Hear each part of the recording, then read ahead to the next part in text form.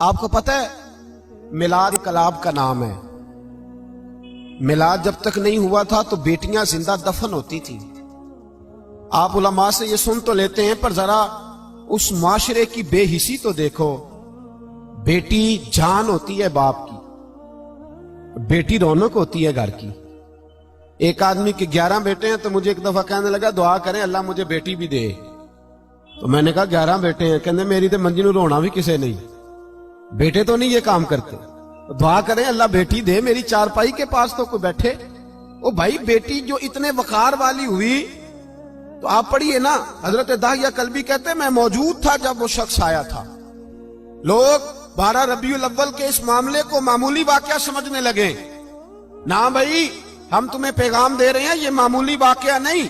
حضرت داہیہ کلبی کہتے ہیں اس شخص نے آ کے عرض کی یا رسول اللہ صلی اللہ علیہ وسلم میں نے 100 بچی زندہ دفن کی ہے، زندہ دفن۔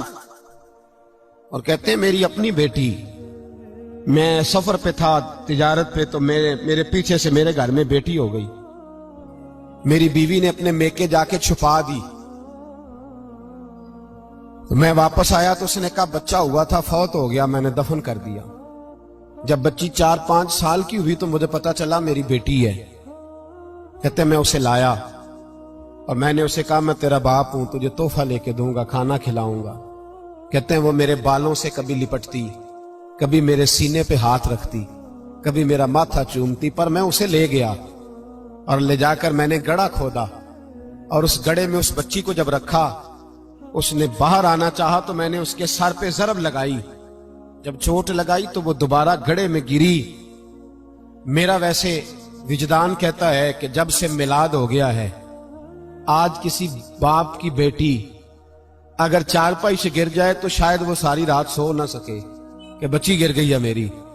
کہتے ہیں میں نے چوٹ لگائی سر پہ، خون بہا تو وہ گری، میں نے مٹی ڈالی، وہ ابا جی کہتی رہی۔ کہتے ہیں جب اس کا وجود چھپ گیا اور اس کے چہرے پر مٹی پڑنے لگی تو اس نے ایک لفظ کہا، وہ لفظ مجھے آپ کے پاس لایا ہے۔ وہ بیٹی کہنے لگی اے اللہ بتا تیرا رحمت للعالمین نبی کب آئے گا؟ یا اللہ بڑی بیٹیاں دفن ہو گئیں، بڑی مائیں منڈیوں میں بک گئیں، غریب بڑے لٹ گئے، پریشانیاں بڑی بڑھ گئیں، اللہ بتا نا تو اسے کب بھیجے گا؟ اب کتنی دیر ہے، اندھیرا بڑا گہرا ہو گیا، اب نہیں جیا جاتا، اب نہیں سہا جاتا، اللہ تو کب بھیجے گا؟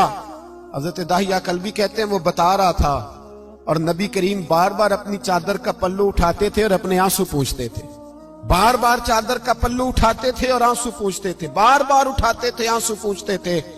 حضرت داہیہ کلبی کہتے ہیں حضور نے پوچھا تیری جرت کیسے ہوئی، تو حوصلہ کہاں سے لایا؟ اس نے کہا محبوبہ پتہ نہیں، لیکن قربان جاؤں یا رسول اللہ صلی اللہ علیہ وسلم میں نے آج سویرے آپ کے ایک صحابی کو یہ کہتے سنا ہے کہ وما ارسلناک الا رحمتا للعالمین، تو وہ یہ رحمت للعالمین کے لفظ ہیں یہ تو میں نے اپنی مرتی ہوئی بیٹی سے سنے تھے۔ تو آج جب میں نے اس کی زبان سے سنے تو میں نے کہا تو انہیں جانتا ہے؟ کہا جانتا ہوں۔ کہا مجھے بھی لے چل۔